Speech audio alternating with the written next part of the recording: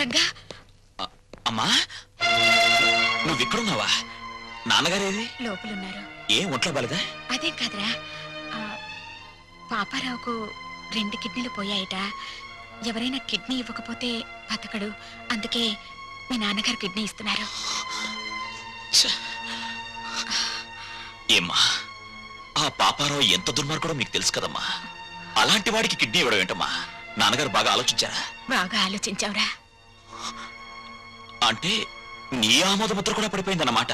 అవునులే, భర్త అడుగుజాడల్లో నడిచే గుణవంతురాలైన గొప్ప ఇల్లాలివి కదా. ఆయన చేసే త్యాగాలకు సంతోషంగా తలూపి భర్తకు రాబోయే కీర్తికి పొంగిపోయి బయట కూర్చున్నావు. బాబు, మీ నాన్నగారిని సరిగ్గా నువ్వు అర్థం చేసుకోవడం లేదురా. నిజమేనమ్మా, నిజమే. అర్థం చేసుకోకే ఒకసారి చీపోరా అంటే బయటికి వెళ్ళిపోయాను. ఇప్పుడేమైనా అర్థం అవుతారేమో ఒకసారి ప్రయత్నిస్తాను. ఎక్కడా మహానుభావుడు? నువ్వెంతో గొప్పవాడిగా భావించి ఆయన దర్శన భాగ్యం చేసుకుని వస్తాను.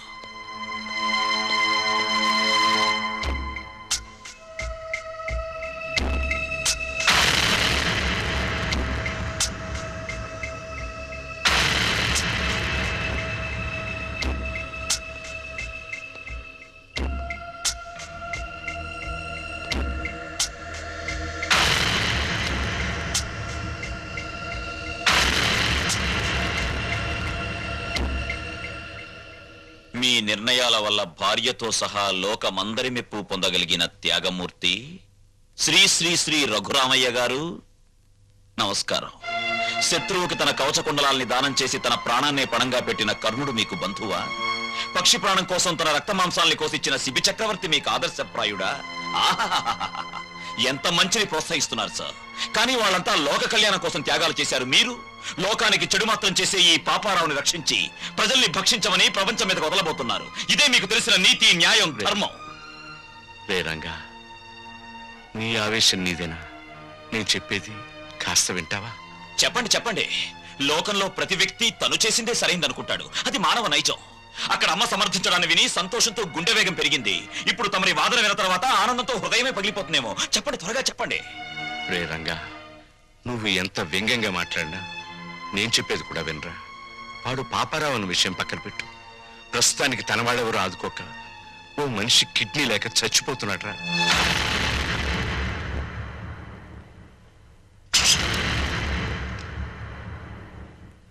వీడు చాలా దుర్మార్గుడైన మనిషి నాన్న. నిన్ను కష్టాలు పాలు చేయడమే వీడి జీవిత ధ్యేయం. రంగా, ఏం చేయబోతున్నావురా?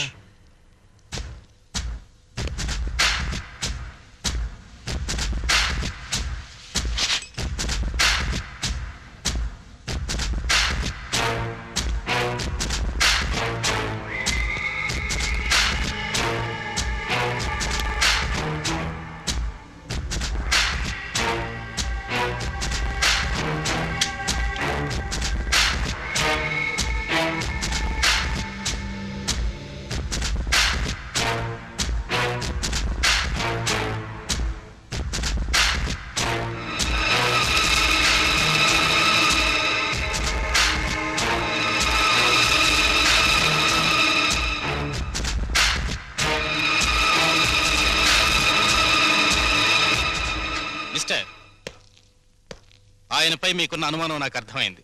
1 మినిట్.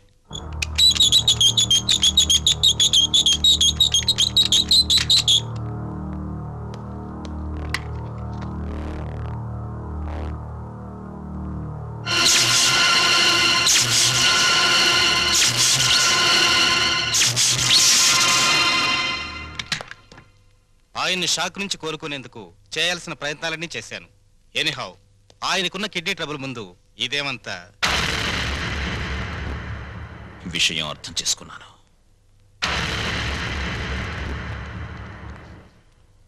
నాన్న, పాపారావు దీనాతి దీనమైన స్థితిలో ఉన్నాడు గనక మానవతా దృష్టితో అతనికి కిడ్నీ ఇవ్వడానికి సిద్ధమయ్యావని అర్థమైంది. ఆ అవకాశం నాకివ్వు. పాపారావుకి కిడ్నీ నేనిస్తాను. రంగా, నన్ను రక్షించడానికి ప్రయత్నిస్తున్నావు కదూ? అలా ఎందుకు అనుకోవాలి నాన్న? నీకన్నా నాలో వయస్సుంది. బ్రతకడానికి 2 కిడ్నీలు అక్కర్లేదు, అర కిడ్నీ చాలు అన్న ఆవేశం ఉంది. వీటన్నిటికీ మించి నీ పెంపకంలో నేర్చుకున్న నీతి, నిజాయితీ, కృతజ్ఞత, బాధ్యత నాలో ఉన్నాయి. ముఖ్యంగా నన్ను వంచిన వాడితో డీల్ చేసే అవకాశం వస్తుంది. అయితే పగ తీర్చుకునే ఆలోచనతో ఈ దానానికి సిద్ధపడుతున్నావు అన్నమాట. చచ, కౌరవులు పాండవులు అన్నదమ్ములు. వాళ్ల మధ్య యుద్ధం వచ్చేసరికి న్యాయ మార్గాన ఉన్న పాండవులు సైతం తమ తాత భీష్ముణ్ణి ఎలా చంపాలో, తమ గురువు ద్రోణుణ్ణి ఎలా జయించాలని ఆలోచించారు. నిజానికి ఇప్పుడు నా పరిస్థితి అంతే. ఆ యుద్ధంలో కత్తులు, కటార్లు, మంది, మార్బలం, కుట్ర, కుతంత్రాలు ఎన్నో ఉన్నాయి. కానీ ఈ యుద్ధంలో నెత్తురుండదు, చంపటాలుండవు. హృదయాలుంటాయి, నీతి నియమాలుంటాయి, బాంధవ్యాలుంటాయి. ఇవేమిటో తెలియని ఆ తండ్రికి కను విప్ప, కన్ను మూత అని తేల్చాల్సి ఉంటుంది. తేల్చేస్తాను.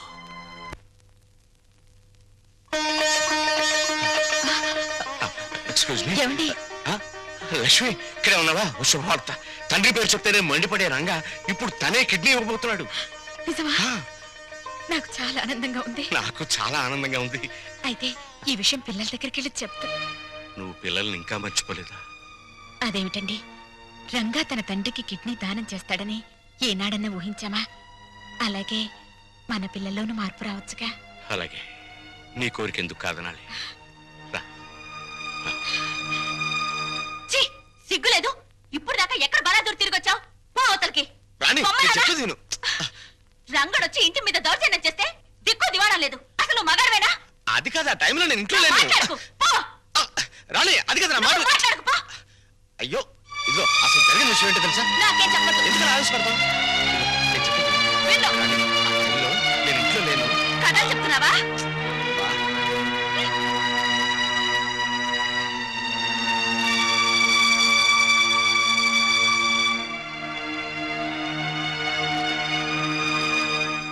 వచ్చేసారు అత్తయ్య. బాగున్నారా మావయ్య? నువ్వు బాగున్నావమ్మా? నేను బాగున్నాను. ఆ, ఏమండి, ఎవరొచ్చారో చూడండి. అత్తయ్య మావయ్య వచ్చారు. గౌరవనీయులైన నాన్నగారు, ప్రియమైన అమ్మగారు, పర్మనెంట్ గానే వెళ్ళిపోతున్నామని పెద్ద పౌరుషంగా వెళ్ళిపోయారు. ఎక్కడికి వెళ్ళినా టెంపరీ స్వాగతమే లభించిందన్నమాట. ఏమన్నా అంటే ఆత్మాభిమానం. అవునురా. అన్ని చచ్చినా ఆత్మాభిమానం మాత్రం చావలేదు. రా. పోండి. అత్తయ్య,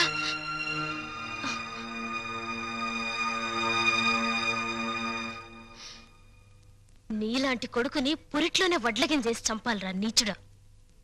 ఓం స్వామియే శరణం శరణమయ్యప్ప. ఓం స్వామియే శరణం శరణమయ్యప్ప. ఓం స్వామియే శరణం శరణమయ్యప్ప. ఓం స్వామియే శరణం శరణమయ్యప్ప.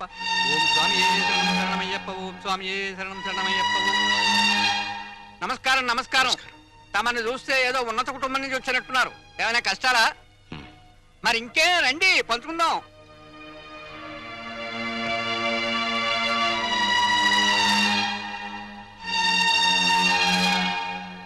రఘురామయ్య గారు, మీరు చెప్పిన దాన్ని బట్టి మీ కొడుకులు ఒట్టి బుద్ధి లేని వాళ్ళు అని తేలిపోయింది.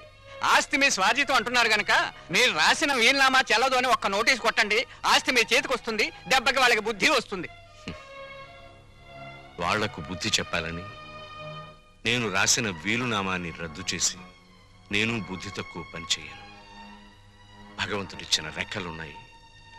ఏదో ఒక పని చేసి బతుకుతాం.